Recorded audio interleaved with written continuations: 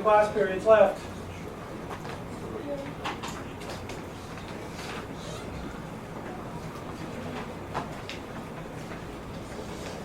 Today will be a little bit short. I've got a meeting I've got to get to over at the hospital, and so we'll wrap up a little bit early.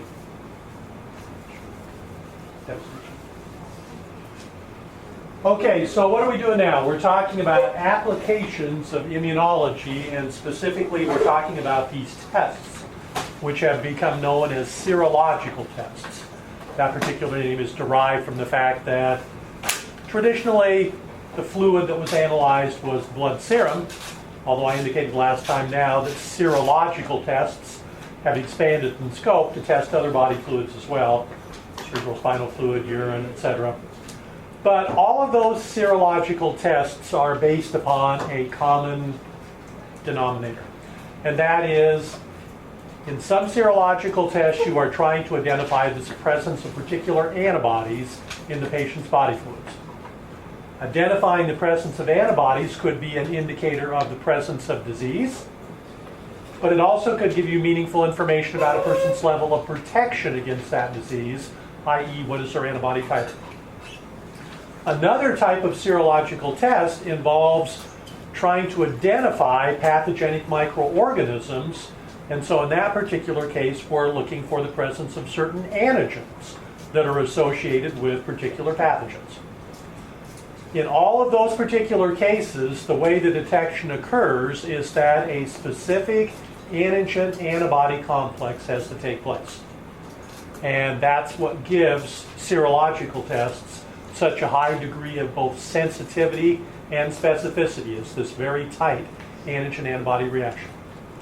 But in order to determine whether either antigen or antibody is present, we've got to be able to detect whether that complex is formed. So if we're doing a serological test and we're adding a particular antigen to serum, looking for a particular antibody, we need to know whether the antibody or antigen complex formed. If it didn't, what would that indicate? The antibody's not there. If it did, what would that indicate? The antibody is there. So we have to be able to detect the formation of that particular complex. Sometimes that's very straightforward. Sometimes the antigen-antibody complex forms in such a way that you get a visible, detectable reaction. That is the case in reactions that are called agglutination reactions. If an antigen reacts with a particular antibody in a serological test, basically we form an insoluble clump. And that clump of antigen and antibody settles out of solution or becomes obvious in some way that is visible and clearly detectable. That's the basis of one of our oldest serological tests, which is just the ABO-RH blood typing test. Okay? So what are we doing in that particular test? Well, we want to know what your blood type is. That's relevant, obviously, for transfusions. You don't want to mix-match transfusions among people. That's bad consequences. So ultimately, what are we doing? We are taking a person's blood sample and determining what antigens are on the surface of that person's red blood cells. If you have only A antigens, what is your blood type?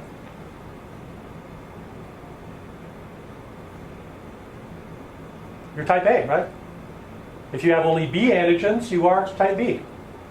If you have both A and B antigens, you are type AB. And if you have neither A nor B antigens, you are type O, right? And then additionally, there's some additional antigens called RH antigens. If you have them on your surface of your red blood cells, you're positive. If you lack them, you're negative.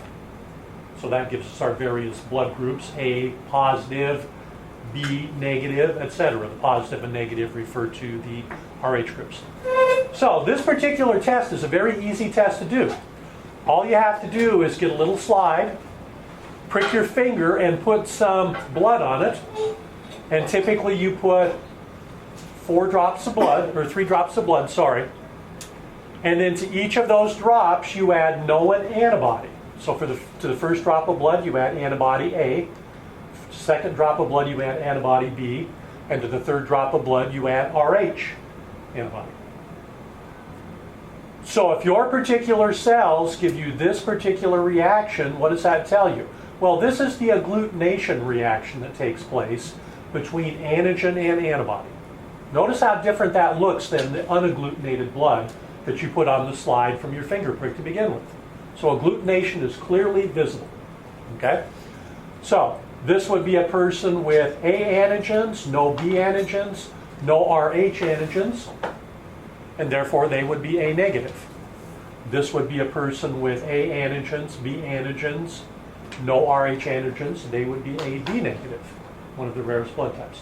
So pretty straightforward in terms of being able to detect that particular antigen-antibody complex. This particular reaction can be done not just on a slide, it can be done in a series of test tubes as well.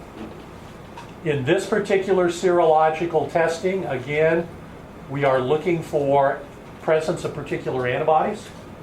So what we do is we take patient's serum and do serial dilutions of the serum. And so down here at the bottom, this is hard to read, but this shows you that we are increasingly diluting the patient's serum. And what we're looking for is agglutination of antigen because it's reacting with antibody. And over here, we get a strong level of agglutination, less, but we're still getting agglutination of antigen and antibody. And then finally over here, this represents the unagglutinated situation. So why do we get less and less and less each time as we dilute it? Because if you've got antibody present, then that's going to be diluted out in those serial dilutions to the point where we get over here, there's just not enough antibody in that sample to interact with the antigen that has been added. And so this represents unagglutinated tubes. This represents agglutinated tubes. This allows you to determine patient titer, which is a relative measure of antibody concentration. And the titer is just the denominator of the dilution factor that you use. And it's the greatest dilution that still gives you a positive reaction. So, I can't even read. What's this number over here? 1 over 160, is that what it is? Yeah. So the titer here would be 160, okay? So the greater the value of titer, the more antibodies that you have in that particular sample, because you can dilute it more and still get a visible reaction. There's kind of an interesting, I know this looks a little complicated, variation on agglutination tests.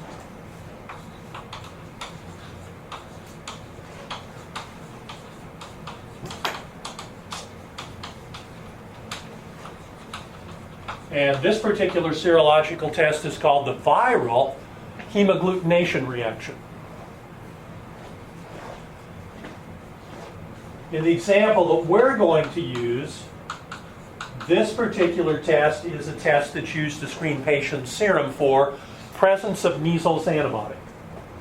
Remember I talked last time about why that's important, especially for women who are considering getting pregnant, to have their measles antibody titer measured, to know if you are protected against the measles virus so you don't get measles while you're pregnant. This particular type of test, this hemagglutination test, can be used for a number of different viral infections, including HIV. So this is kind of a general method that can be applied to many particular different viruses. So here's the basic setup over here on the right. This particular test is done in one of those little microtiter plates, which has all these little wells. It's a piece of plastic basically with wells in it. And you can put a lot of different patient samples. Here we have patients A through H. So we can do test all of these simultaneously. And in here we can have various dilutions of the patient's serum. So as we move to the right, we get increasing amounts of dilution. Okay? These two particular lanes right here represent the negative control and the positive control. So remember what we're looking for. We're looking for the presence of antibody. So a negative result would indicate antibody not present. A positive result would indicate antibody present. Okay, so why do these look different? Well, If antibody is present, then when we add the known antigen to the patient's serum, which in this case is the measles virus, that's what provides the antigen. If both antibody and antigen are present, we can get different outcomes. In this particular top outcome for the negative test, this patient has no antibody. In this particular test, the patient has antibody. And that translates into different appearance of outcomes in these particular wells. In this particular case, agglutination takes place. The cells clump and they settle and they form this little pellet down at the bottom of the well. In this negative test right here, the red blood cells don't agglutinate and therefore they float and they can kind of form a skim on the top of that little microtiter well. So what's the difference that's happening right here? In the absence of antibody, the measles virus is interacting with the red blood cells and causing them to agglutinate to one another. In this particular situation, the presence of the antibody means that the antibody is reacting with the virus and blocking it from interacting with the red blood cells. And so in that particular case, we get a different outcome. So if this represents a positive test, which patients have antibodies against the measles virus? Obviously patient B does, C does, D does, F does, G does, and H does. Which one has the most protection against measles? Patient F has the greatest titer. We can dilute the serum more and more and more and still have enough antibody present to get a visible hemagglutination reaction. So if we got these particular results, obviously patients A, E, etc., the recommendation would be get a measles vaccine. Okay? You have no antibody protection. You've never been exposed before. Okay? And if you're exposed to the real thing, it will be a primary response. You might survive it, but if you're pregnant, your fetus likely wouldn't. Some of these patients down here that have low levels of protection might want to get an immunization also. Patient F right here, maybe patient B, I don't know what the criteria or guidelines are for recommended titers, but in these particular cases they would have pretty strong level of protection and it would probably not be necessary to get further immunized. Why do these people have such high levels of natural protection? Because probably as young children they were exposed to measles, and therefore they mounted their own primary response. Now, the same type of reaction, or I'm sorry, a similar type of reaction can take place in a different type of test called a precipitation test.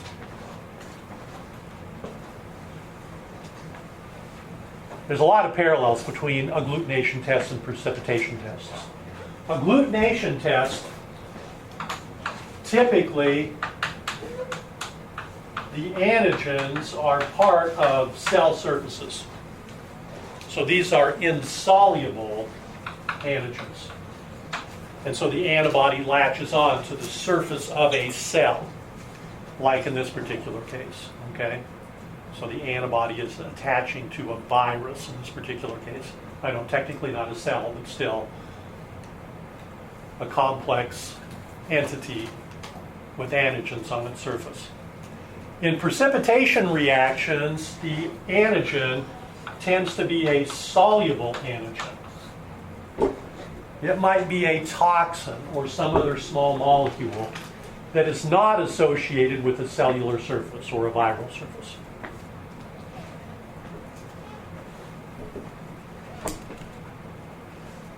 This can be done in test tubes. It can even be done in little small capillary tubes. The capillary tube is really a very convenient method to do some of these precipitation reactions because of the small volumes involved. And you can add solutions of antigen and antibody to those capillary tubes. And if the antigens bind to the antibody, we will get a precipitation reaction. And typically you can see that. It's hard to see on this particular diagram over here. But a precipitation band forms at the interface between the antigen and the antibody solutions that were added to the tube. So on the left here, we get a positive reaction. Over here, we don't see the precipitation band. We get a negative reaction. So, give you a practical example. Let's say you're employed by the public health department, and one of your jobs is to test food. And somebody comes in and calls the health department with an anonymous tip.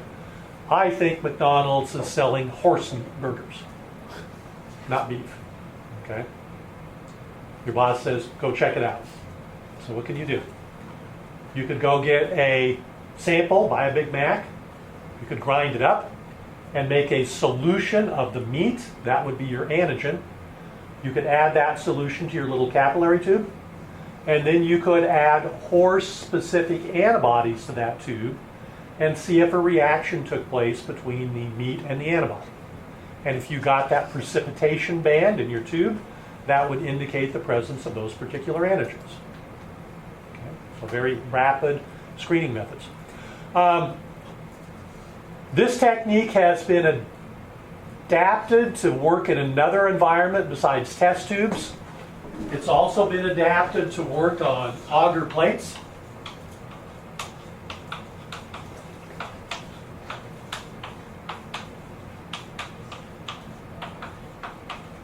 This particular type of test is called the Auchterlonie test, or Auchterlonie technique. And basically what you do is you pour a nice thick auger plate, and then you use one of those little cork borers and punch out little holes in the auger to make wells in the auger. And then what you can do is, on these particular plates, you could put a solution of, let's say, antibody in the center well, and then you could add samples here that had different antigens in them. And what you wanted to see is, was there a reaction between the antigen and the antibody? How does this work? Well, the samples you add are going to be in solution. And those molecules will then diffuse out of the wells and into the auger. And if antibody and antigen interact together, you will form a visible precipitation band where those two interact with one another. The absence of the band indicates that no reaction took place. So you can see down here at the bottom that this represents kind of what an actual plate looks like. And you can see instances here where you get particular reactions occurring between well C, for example, here, and this sample, or well C and this sample. So the nature of the particular test can be varied depending upon what you're looking for. Okay, if you're screening several samples for the presence of particular antibody, then we would want to put antigen in this center well, and then we could detect whether these samples had the antibody that was paired with that antigen. If we wanted to look for antigen, then we could reverse that. And so this particular method is very useful in terms of detecting whether that antigen-antibody interaction took place. This has also then been further modified to be used in conjunction with electrophoresis. In this particular situation, what we're doing is we are looking for the presence of particular proteins in fluids. And so we can look for particular proteins by looking at antigen-antibody reactions. You separate the proteins first by electrophoresis, then you can transfer them over to a piece of blotting paper, and then you can expose that blotting paper to antibodies to see if an antibody-antigen interaction takes place. Now, how do you detect it? Well, you can detect the antigen-antibody complex by the use of some enzymatic reactions. We'll talk about one when we talk about a different test called the ELISA. Some of you might have heard Dr. Morgan McCombs talk about HRP, horseradish peroxidase. That's an enzyme that's used in the detection of antigen-antibody complexes. You can use radioactively labeled antibody or antigen to see if radioactivity adheres to the filter paper. following the incubation. You can use, chemiluminescent reagents, which will luminesce if they react with the antigen. So there's a lot of different methods to detect these particular antibody-antigen complexes that have been separated out by immunoelectrophoresis.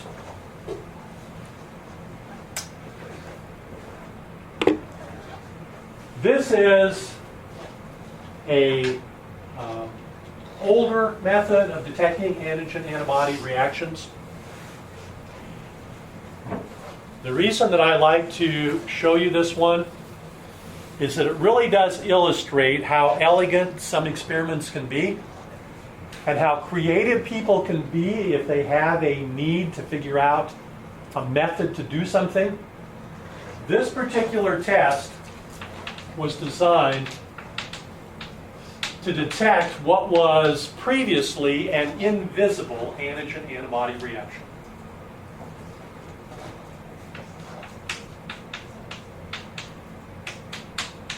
This is the basis of one of our very early serological tests called the VDRL test.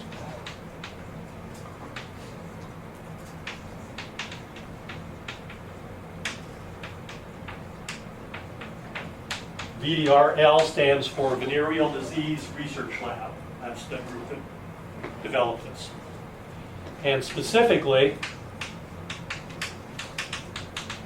this was a test that was developed to try to rapidly screen for syphilis infections.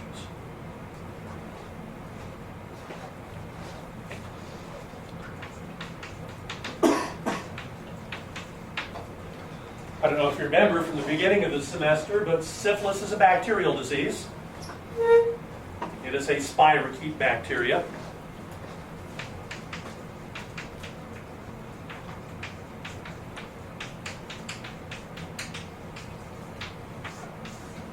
It's caused by the spirochete Treponema pallidum. And it's really important to be able to diagnose this particular disease because, again, I don't know if you remember, but syphilis can go through several different stages. You can have your primary infection, but then the symptoms disappear. But then later that can manifest itself as a secondary infection, which is more serious. And those symptoms can disappear. But then it can manifest itself again as a tertiary infection. And that is pretty nasty. Tissue starts to necrose. It can be deadly. So being able to identify whether someone has syphilis, particularly in its latent stage, is really important because it can be treated with antibiotic if you know you have it. So the basis of the VDRL test is to see, do patients' serum contain syphilis antibody? Do they contain antibody directed against this particular antigen? Or antigens associated with this particular bacteria, I should say.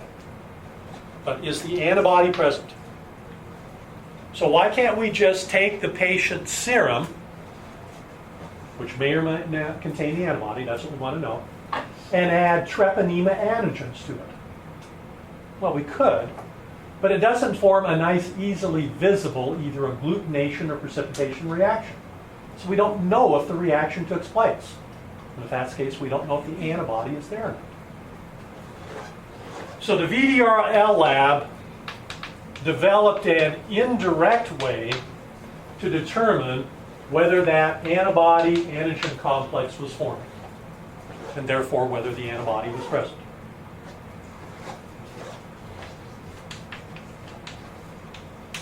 This particular test is called the complement fixation test. And again, I'm just kind of amazed at the simplicity of this particular test and how somebody dreamed it up. Here's the outcome. Here's how you determine whether a complement fixation test is positive or negative. You have a tube of red blood cells, basically. And in a positive test, those red blood cells remain intact. And that makes it difficult to see through the tube. Okay, so if you put your finger behind it, you can't really see your finger. In this particular negative test right here, no antibody present, the tube clears. Why? The red blood cells lyse. Okay, remember when you looked at the blood agar plates? Before you inoculated those, if you held them up to the light, it was difficult to see through that blood agar plate, right? Because the red blood cells were intact. But if your bacteria had some hemolysins and they started to lyse the cells, when you held it up to the light, you could see clearing, right? So here, red blood cells are not lysing. Down here, red blood cells are lysing. So what's the difference? Well, the difference ultimately is whether we have antibody present in the sample or no antibody present in the sample. In this particular top case scenario, antibody is present. In this bottom negative test result, there is no antibody. So this person either has an active syphilis infection or has had one in the past. This one has not had exposure to the disease. It has not developed antibodies in response to it. So what's going on? Well, in stage 1, what we do is we take the patient's serum and we add treponema antigens to it. So to that blood sample that we take from the patient, we add antigen to it. And then we add complement to that too. Remember what complement is. That's that series of serum proteins that, if they're properly activated, can form that cascade reaction, which ultimately can bind to cells and cause them to lyse. In this particular situation right here, because there was antibody present, the complement is fixed by the antibody. It attaches to the antibody. It's made unavailable. Down here at the bottom, there was no antibody present, therefore there was no antigen-antibody complex formed, and therefore there was nothing for complement to fix onto. Complement is still available. Here it's been tied up. Here it's still available. Then we add an indicator solution that's going to allow us to determine whether this is the scenario or this is the scenario. The indicator solution is just a red blood cell, and it has a particular antibody attached to its surface. So these were made in the lab. And those particular antibodies are called lysins, and they're not the same antibody as we're looking for in the patient's serum. Okay, here we're looking for syphilis antibodies.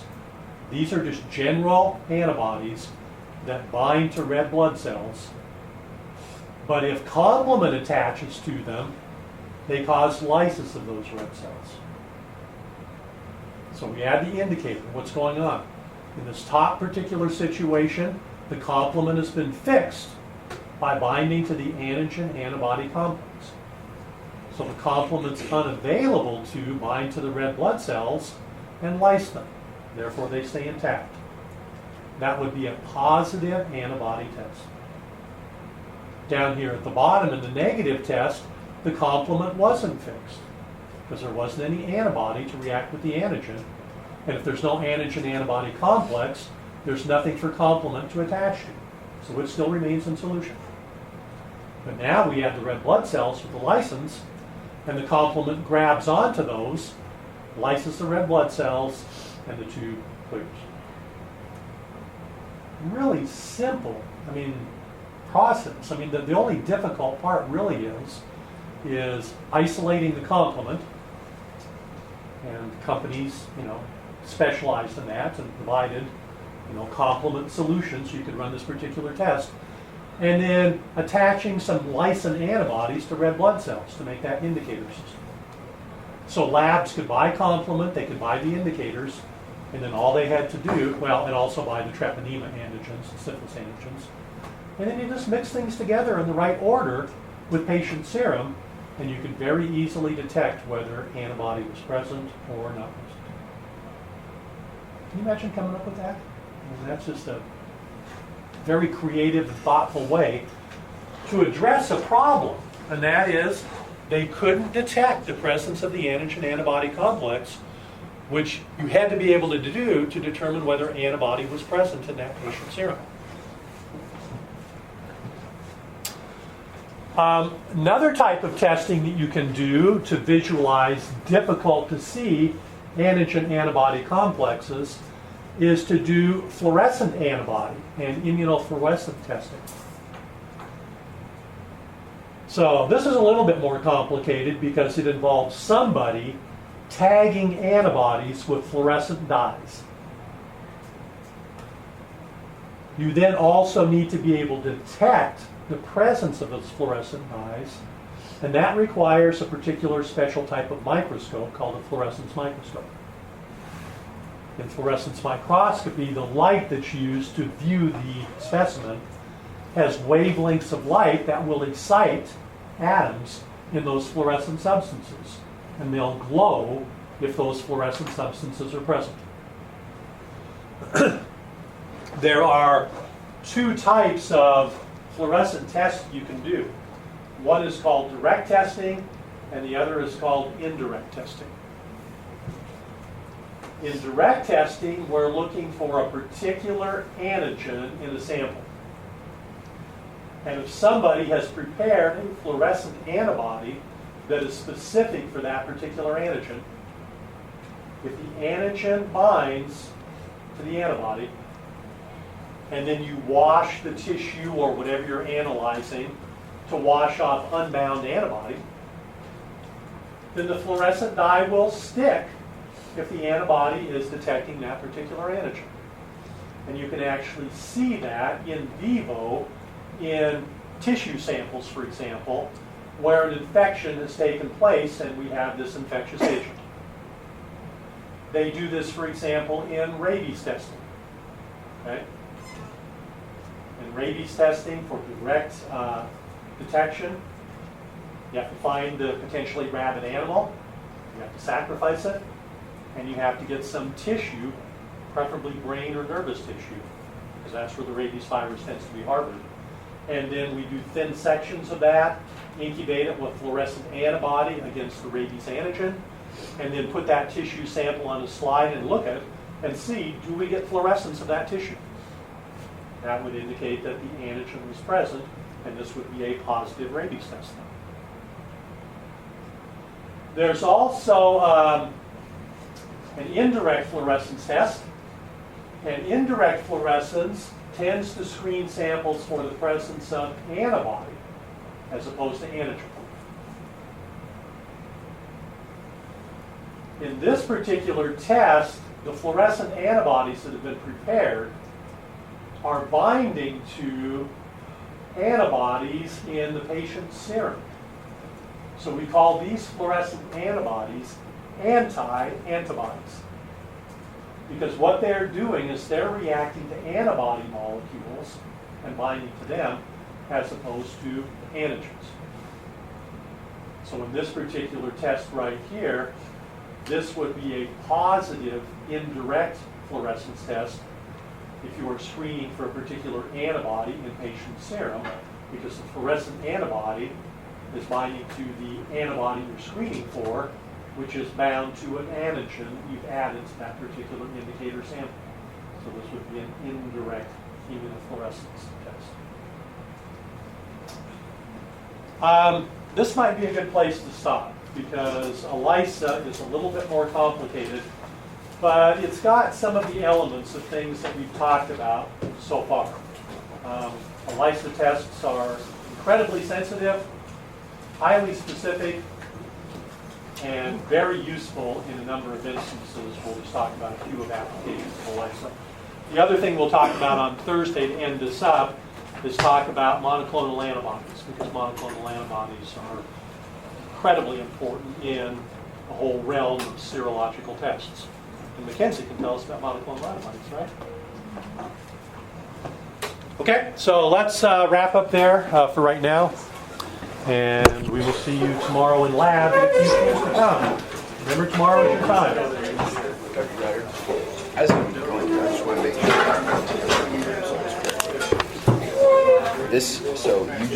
it wasn't bacillus, it was just, or it was bacillus. Short rods, I agree. You agree that it's short rods? Yeah. Okay, so you recheck your Graham reaction. Okay. Is there any other way of testing rabies? Oh, I'm sure there are. I'm sure there are plenty of different ways. Yeah, this is one of the. But I don't know if there are ways. That's a good question. Were there ways where you don't have to sacrifice the animal Right. to test? Yeah. I know on the old method you did. You had to capture the animal and sacrifice it to do the test. Could be. These are ours. I'll look into that. Look into that. Those are the EMD Kentucky. Sophie, could you flip on the light real quick for me?